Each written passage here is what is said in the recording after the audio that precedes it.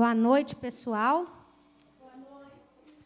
Então, hoje a gente já começa com o pau quebrando, já começa com um assunto super complicado e difícil, mas que tem resposta no Senhor. Amém? Um assunto, às vezes, polêmico até, mas que encontra no cristianismo a sua melhor resposta. E você vai ver por quê.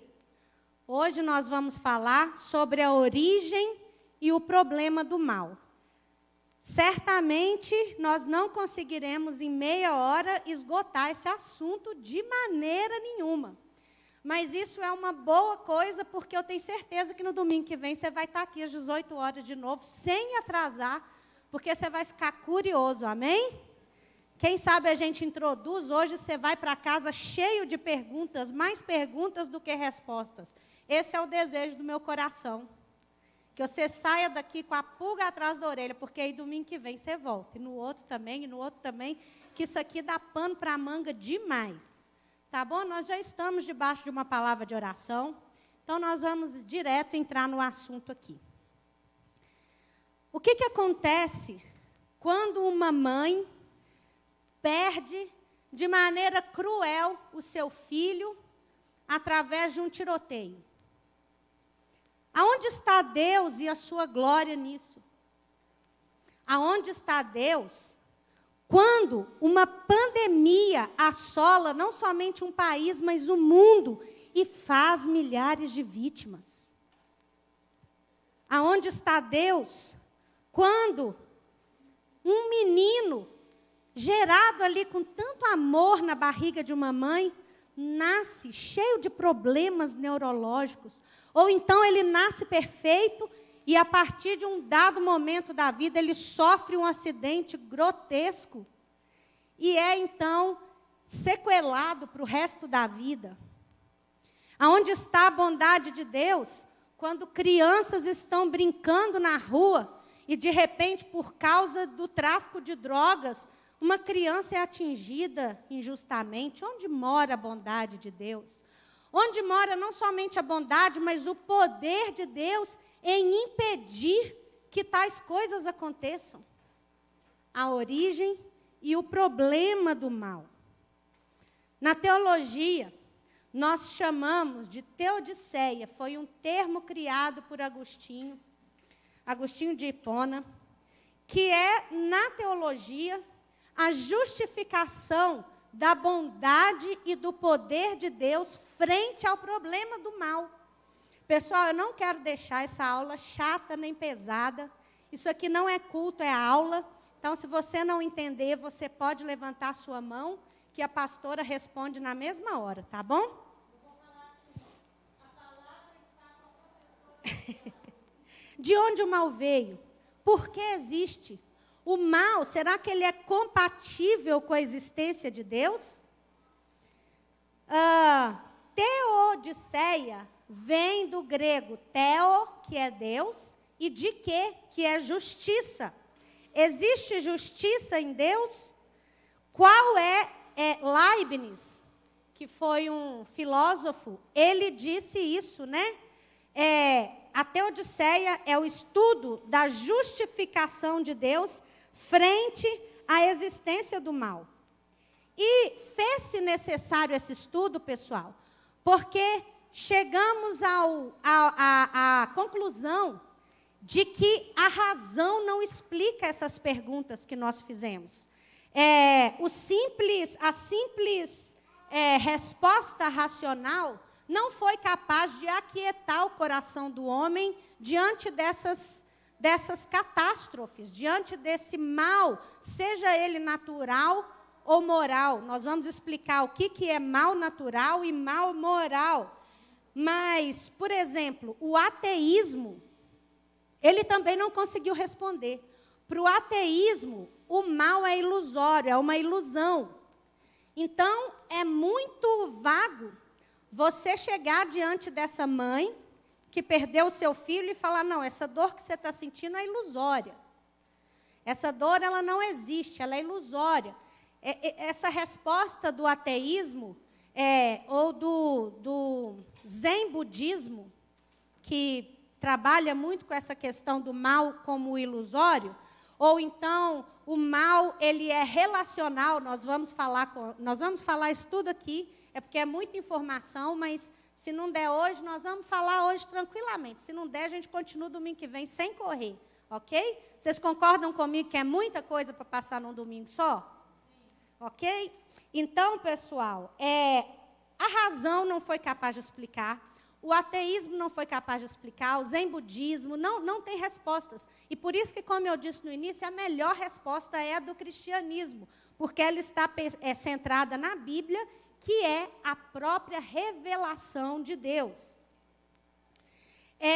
O mal também não pode ser explicado apenas pela questão moral ou pela teoria da liberdade humana, porque algumas questões fogem da nossa esfera. O que é a teoria da liberdade humana? Sabe quando perguntam para a gente, olha, você é crente? Então me diz uma coisa, como que Deus permitiu que eu fosse abusado quando eu era criança? Aí a gente, sem resposta, a gente fala assim, não, Deus não mandou esse mal, não, Deus permitiu. Isso também não responde essa dor. Como assim Deus permitiu que esse mal me acontecesse, que esse mal me afligisse? E essas perguntas continuam. Epicuro, ele propôs um quase silogismo, inclusive essa palavra eu tinha fugido ela da minha cabeça, liguei até para o Regis, falei, Regis, você que é doutor e mestre em teologia, me lembra qual que é aquela palavra de Epicuro? Aí ficou eu e o Valber que lembrou lá, apesar que ele falou neologismo, eu falei, não, era silogismo que eu queria lembrar. O Nado perguntou para a Ana, perguntou para todos os universitários, eles falaram tudo, mas enfim, era silogismo que eu queria lembrar. Não é bem um silogismo que Epicuro propôs, mas ele disse o seguinte, se o mal existe, presta atenção que quebra a cabeça, pessoal. Se o mal existe e Deus não impede, ele não tem poder para impedir, então ele não é todo-poderoso. Ele não é onipotente, como nós estudamos, que a onipotência é um dos atributos divinos. Mas se Deus assiste o mal e não impede, então ele não tem todo o poder. Se Deus assiste o mal e não quer impedi-lo, então ele não é bondoso, ele é um Deus malévolo. Ele é um Deus que assiste o mal sem poder ou sem querer impedi-lo. Ou Deus, porque na verdade a fala de Epicuro é assim, estaria Deus, a fala literal de Epicuro, estaria Deus querendo impedir o mal sem ser capaz de fazê-lo? Então, ele é impotente. Ele é capaz, mas não está disposto? Então, ele é malévolo. Ele é tanto capaz quanto está disposto? Então, de onde vem o mal? É a pergunta de Epicuro. Se você afirma que Deus é capaz e ele tem disposição de acabar com o mal, então, de onde vem o mal? Explica aí. Então, pessoal, a Bíblia, ela traz exemplos de homens que, assim como nós, também questionaram a bondade e a onipotência de Deus frente ao mal. Essa não é uma questão nossa, mas é uma questão que o homem faz desde o início. E homens na Bíblia mostram isso. Gente, fica de para casa vocês lerem o livro de Abacuque, Isaías, o capítulo 10, o capítulo 45. Em Isaías, capítulo 10, nós temos um texto clássico, que fala assim, que Deus ia levantar a Síria para castigar não somente Israel, como as nações divinas, mas depois ele puniria a Síria pela soberba do seu coração de achar que foi ela que fez isso, porque a Síria, ela foi levantada por Deus para trazer o mal sobre Israel, levantada por Deus para trazer a desgraça às nações. Vamos ver, vai chegar lá. Abacuque. Gente, se vocês quiserem anotar, eu sugiro. Hoje a gente foi... eu ia falar trazer papel e caneta, mas o Nado já está balançando o celular, gente. Ninguém usa isso, não. Anota aí, abre o seu notes. Abra o seu notes para você ler e acompanhar. Essa igreja não está desavisada, mas para vocês lerem e acompanharem tudo o que a tia está falando. Abacuque 1,13, olha o que está escrito. Tu, Deus, né? Tu, ó Deus, és tão puro de olhos que não podes ver o mal, e a opressão não podes contemplar. Por que olhas para os que procedem aleivosamente e te calas, quando o ímpio devora aquele que é mais justo do que ele? Olha o questionamento de Abacuque. Deus, se os seus olhos são tão puros, o Senhor não é santo, o Senhor é santo, santo, santo, como que o Senhor assiste o ímpio prevalecendo sobre o justo? Como o Senhor olha isso assentado? Juízes 6:13. Mas Gideão lhe respondeu: ai, Senhor meu, se o Senhor é conosco, olha só, pessoal, se o Senhor é conosco, por que tudo isso, esse mal, essa adversidade, por que tudo isso nos sobreveio? E o que é feito de todas as suas maravilhas que os nossos pais nos contaram, dizendo: não nos fez o Senhor subir do Egito, porém agora o Senhor nos desamparou e nos deu nas mãos dos midianitas. O próprio Jesus, quando ele estava na cruz, sendo agonizado pelos seus opressores, ele disse: Deus meu, por quê? Por que me desamparastes? Nós vamos partir do princípio, mesmo depois de ter lido tudo isso aqui, nós vamos partir do princípio que Deus é bom. Deus é bom. Nós vamos cantar isso no louvor. Deus é bom o tempo todo. O tempo todo Deus é bom.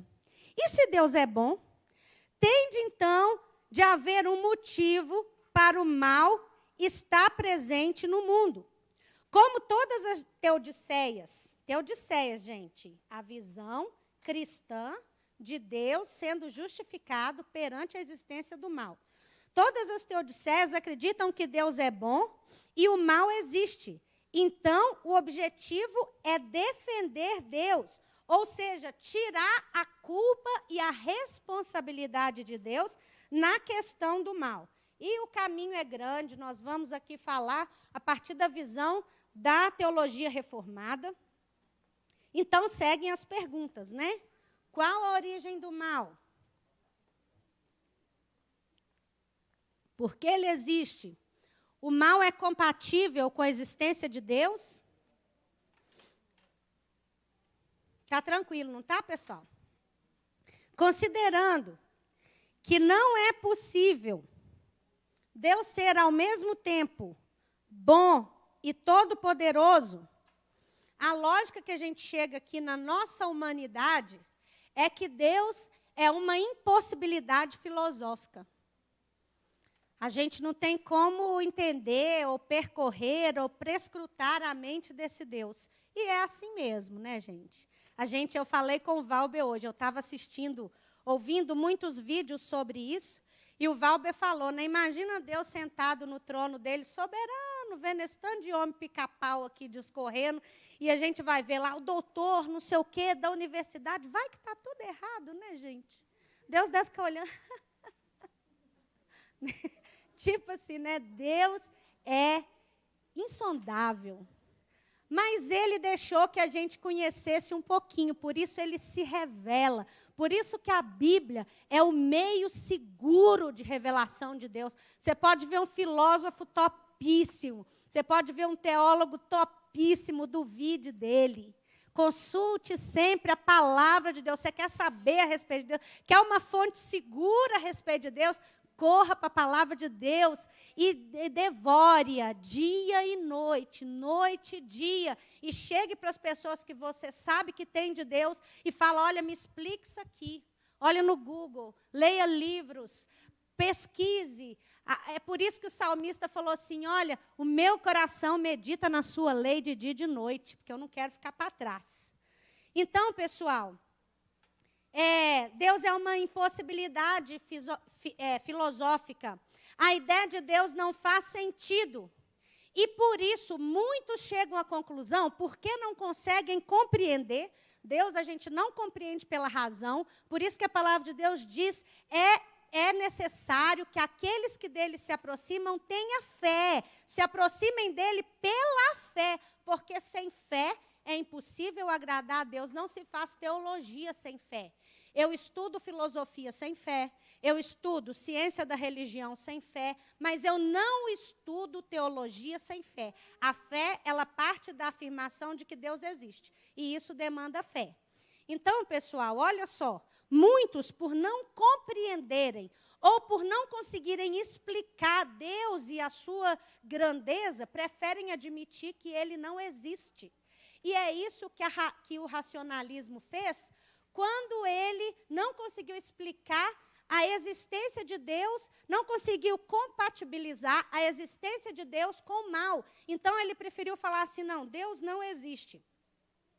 Mas, o que nós vamos fazer aqui é mudar a pergunta. Presta atenção, está começando a entrar, hein?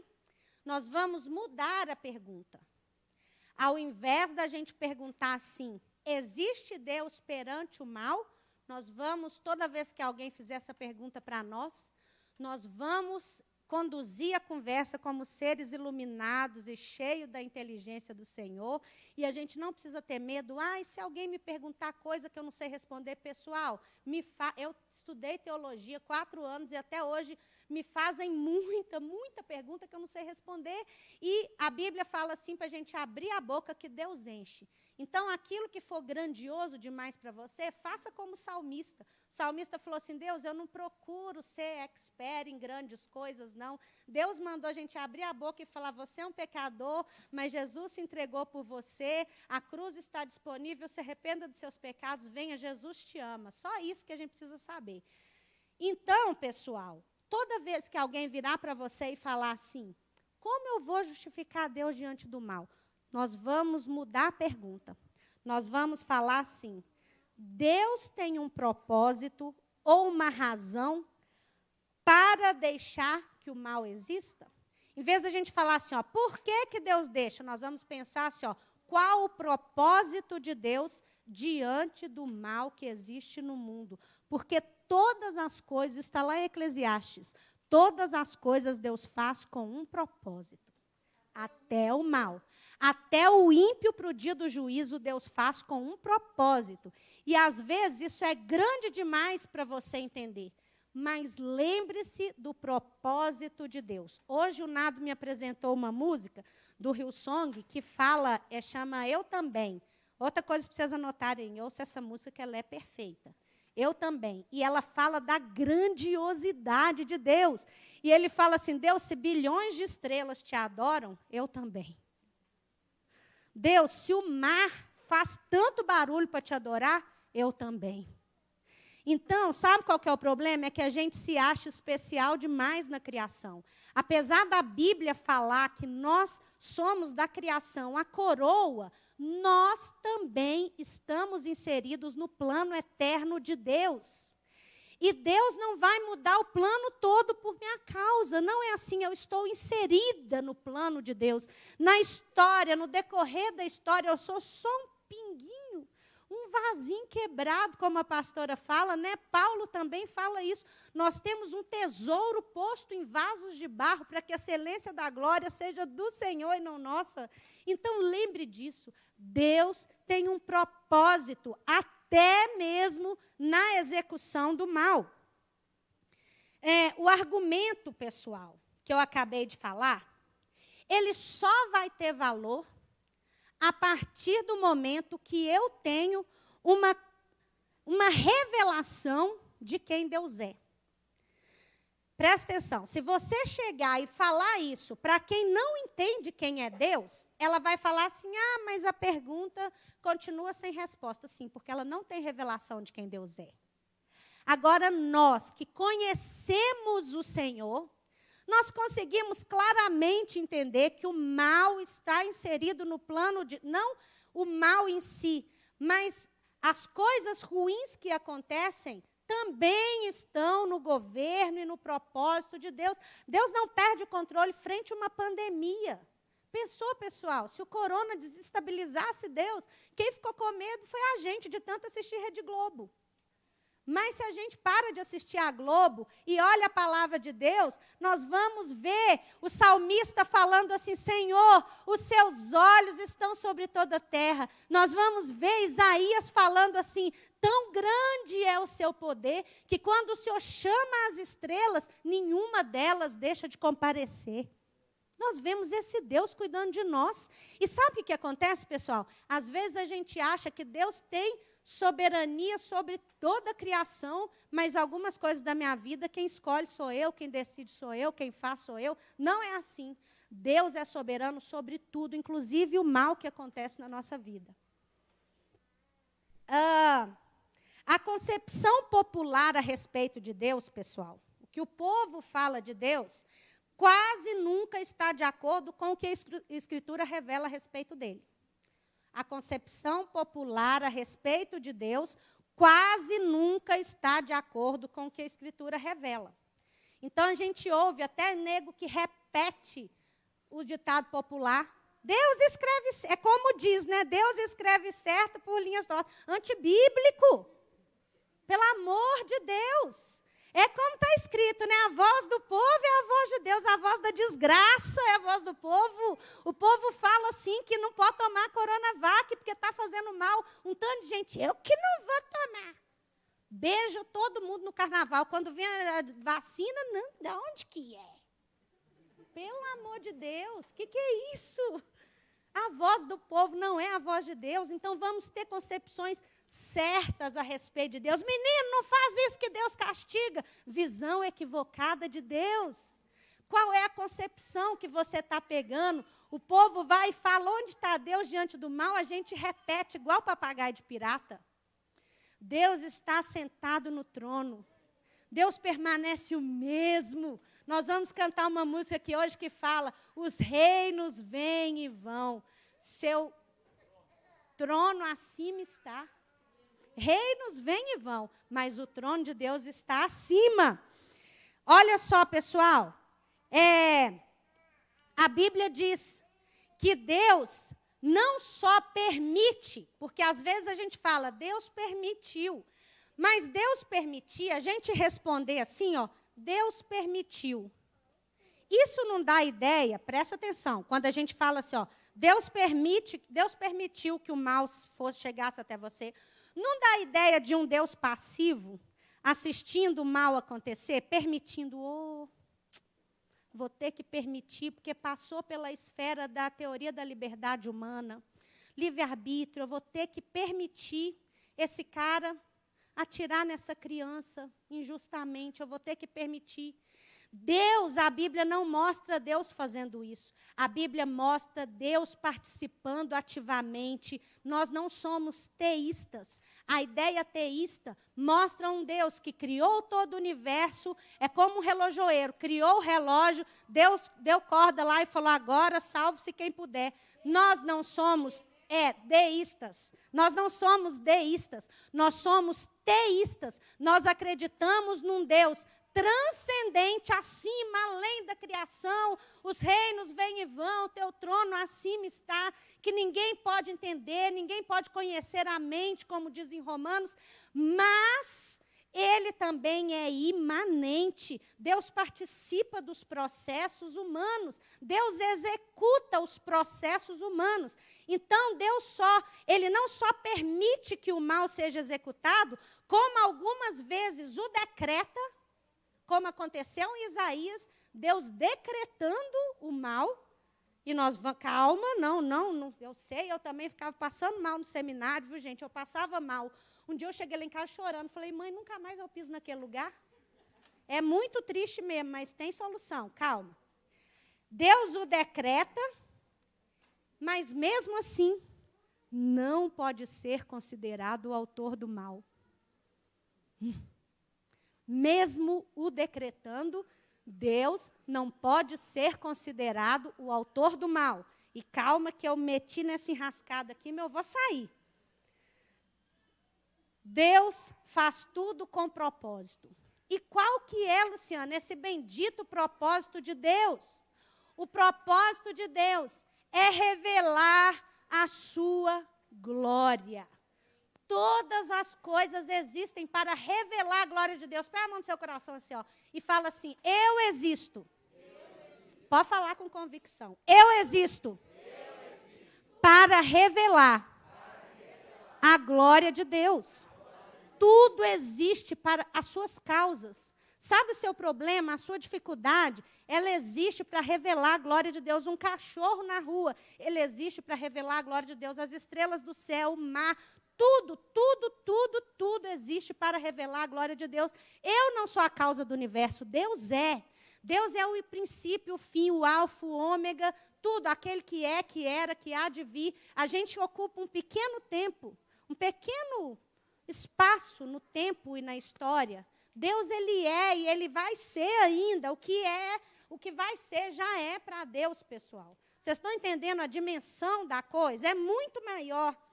O mal, eu vou parar de gritar porque eu vou cantar.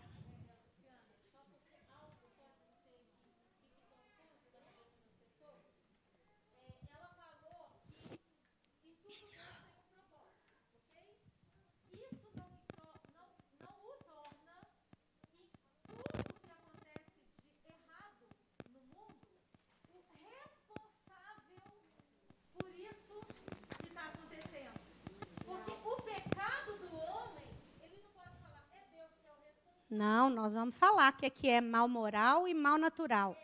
Ela vai falar isso porque como a gente está com pouco tempo, para você não sair aqui e falar assim, não tem problema. Não, eu quero que você saia com dúvida.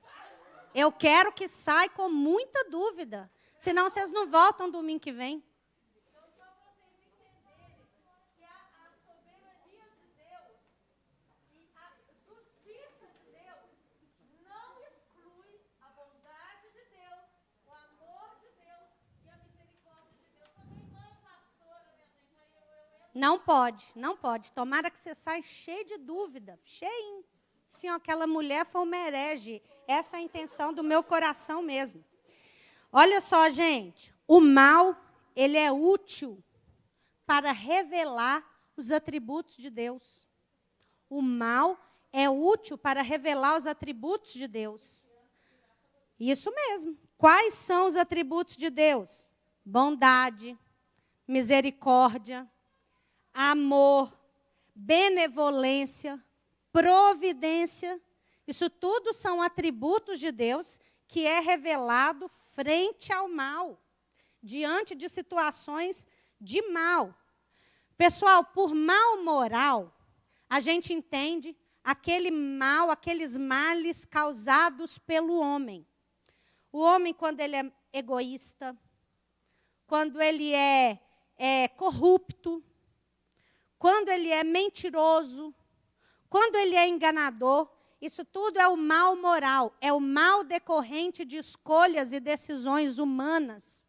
Por exemplo, quando uma criança é estuprada, isso não foi uma catástrofe natural. Uma criança que foi abusada, ela foi abusada devido ao mal moral, ao caráter doentio de quem a abusou.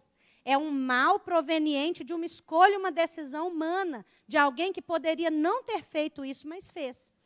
E o mal natural são aqueles que fogem da esfera humana. Uma pandemia, a não ser, né, gente, que os chineses tenham criado um vírus, né, e mandado... Não, esquece. Não, mas é porque aí não seria natural, seria moral, né? Mas não, gente, a pandemia, ela é um mal natural. Um barranco que desaba e mata um tanto de gente que estava ali na situação de risco, que tem um tanto de lugar para construir... Não, esquece. Aí está ali, né, gente, desaba ali, mata um tanto de gente. Que a Defesa Civil já falou para não morar ali, mas eles moram. Terremotos, males naturais, que fogem do controle da esfera da decisão humana. Todo tipo de mal, né? Mas espera aí, Luciane, então, eu tenho 10 minutos. Então, Deus é egoísta demais, ué. Uai, Deus faz das suas criaturas um experimento para revelar a sua glória? Gente, porque até isso o povo fala, viu? Acredite se quiser. Deus, então, ser egoísta, porque Ele usa as suas criaturas como experimento. Deus, então, deixa a gente sofrer. Que egoísmo é esse, de deixar a gente sofrer só para mostrar a glória dEle? Como assim, né? Pessoal, absolutamente não. Em se falando de Deus, a palavra que menos cabe, podem acusar Deus de tudo, mas o que menos cabe na figura de Deus é a palavra egoísta. Por isso que eu disse que tudo isso que a gente está falando depende da sua revelação a respeito de Deus. Quando você conhece a pessoa e a obra do Pai, do Filho e do Espírito Santo, quando você experimentou o amor e a bondade de Deus, você tem a melhor resposta de todas diante do sofrimento. Deus, a Deus que a Bíblia revela, o que Deus revelou de si para nós, não é uma visão de um Deus egoísta. Essa pergunta é querer nivelar Deus. Quando a gente fala assim, não seria muito egoísmo Deus usar as suas criaturas como experimento? Essa pergunta, pessoal, ela tem a tentativa de nivelar Deus a nós. E Deus, Ele não está nivelado a nós, Ele está acima de nós. Deus é transcendente, Ele excede. A gente que é assim, a gente que faz as coisas por interesse, para querer aparecer, para querer buscar glória, reconhecimento. Deus não é assim. Na revelação que nós temos a respeito de Deus, nós não podemos querer nivelar Deus assim às nossas experiências humanas. Quando nós falamos que Jesus se entregou na cruz em nosso lugar, estamos falando de um Deus altamente altruísta. Estamos falando de um Deus que se coloca, mesmo sem ter culpa, não é isso que Jesus fez? Ele se colocou, mesmo sem ter culpa, no nosso lugar, para resolver a questão do mal e da dor de forma totalmente espontânea. O que tem de egoísta nisso? Jesus, pessoal, Ele não é um Deus que ensina como vencer o mal. Ele vence o mal por nós. Vocês estão entendendo? Ele não fala assim, olha, Nayara, para você vencer o mal, você vai lá, faz isso, isso. Não, ele vai lá e vence no seu lugar. Ele faz isso em nosso lugar.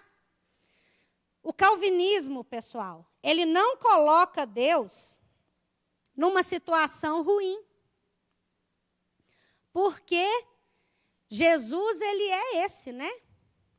Ele vence o mal no lugar de todos aqueles que nele creem. Você crê em Jesus, você recebe a fórmula.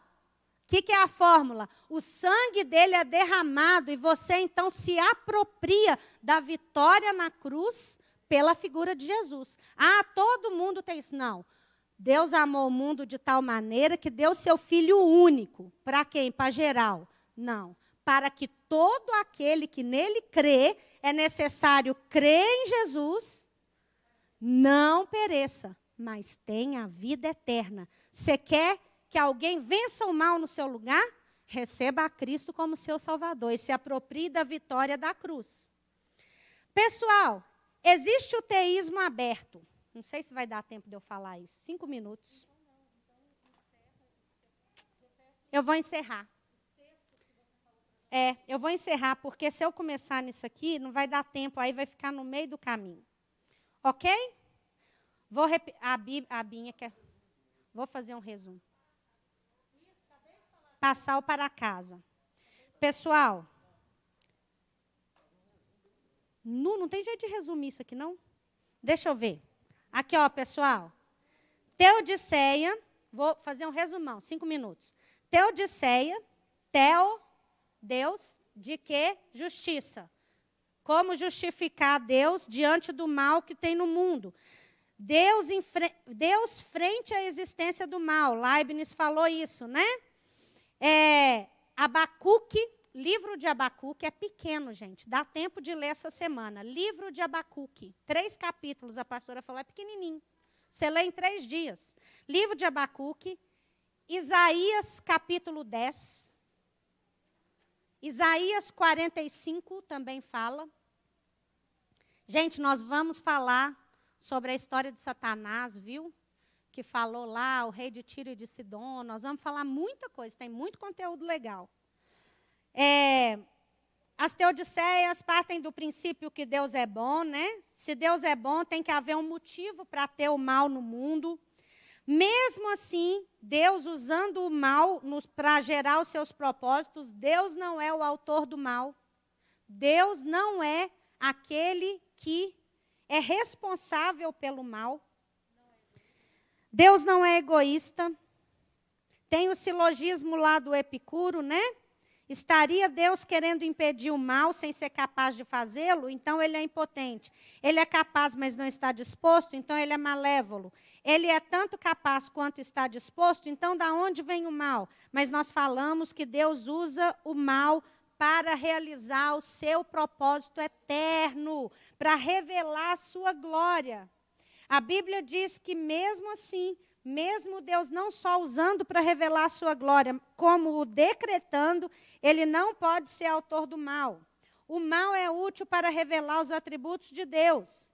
Mas mesmo assim, não se trata de um Deus egoísta, que usa suas criaturas como experimento para revelar a sua glória. Não é assim. Olhando para Cristo, nós temos a visão de um Deus bom, que se põe no lugar daquele que sofre. Por isso, tem uma música que a gente cantava que fala, não sei se vocês lembram, que fala assim, com o doente tu estás, acho que é da Nívia, que fala isso, com o doente tu estás, com o não sei o que tu estás, mas fala assim, com o oprimido Deus está. Aí você fala assim, nossa, aonde Deus está ali quando alguém é abusado? Deus está lá.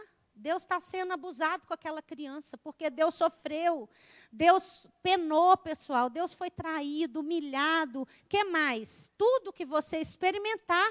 Hebreus fala assim, porque nós não temos um sumo sacerdote que não possa se compadecer dos nossos pecados. Nós não temos, pessoal, antigamente, lá na época da aliança, do Antigo Testamento, o povo levava os seus pecados e o sumo sacerdote pegava aquilo ali, mas ele não se compadecia, porque, cara, é o sofrimento, é a culpa do outro. Com Jesus não é assim.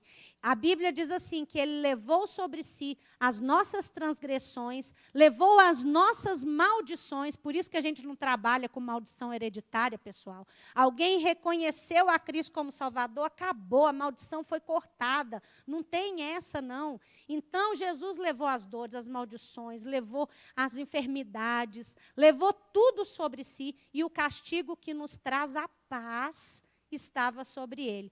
E, para finalizar, uma coisa importante, tudo isso que nós estamos falando depende da sua revelação a respeito de Deus, que você consegue ter na Bíblia. Amém? Vamos. Hebreus 4, 15 e 16, multimídia, se tiver jeito de colocar. Nós vamos orar lá, 10 minutinhos, em ponto.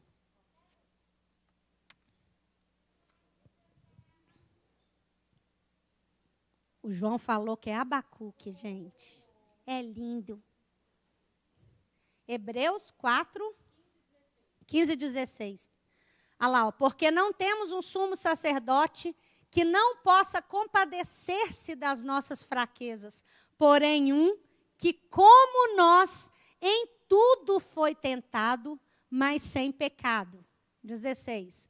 Cheguemos, pois, com confiança ao trono da graça, para que possamos alcançar misericórdia e achar graça, a fim de sermos ajudados em tempo oportuno. Aleluia! Essa é a revelação que nós temos a respeito de Deus. Vamos orar? Senhor, muito obrigada. Pai, porque ainda que hoje, Senhor, nós não sejamos capazes de, nesses 30 minutinhos, Deus, discorrer a respeito de um tema tão complexo. Nós sabemos que as nossas dúvidas não alteram o seu poder. Ó Deus, os nossos questionamentos não alteram o seu amor, a expressão, o maior grito de amor, ó Deus, que foi dado naquela cruz, está consumado, está feito, Senhor. Ó Deus, nós pedimos que o Senhor aquiete o nosso coração. Ó Deus, que o Senhor nos leve, Deus, a cada dia mais buscar em Ti a resposta de todos os males que afligem a nossa alma. Deus, consola essa mãe, Deus. Consola essa pessoa que às vezes foi injustiçado, maltratado, ó Deus. Senhor, eu sei que o Senhor está conosco. Pai, em nome de Jesus, que o Senhor possa nos trazer domingo que vem, Deus, cheios de expectativas a respeito de quem Tu és. A sua bondade e o seu amor não falham jamais. Em nome de Jesus, amém. Pessoal, vai no banheiro, bebe água. Daqui 8 minutos, nós começaremos o nosso culto. Amém? Você que está online, o link será o mesmo. Daqui 10 minutos, nós vamos passar uma música nesse meio tempo. Você volta, então, às 19 horas, que nós iniciaremos o nosso culto dominical. Até breve.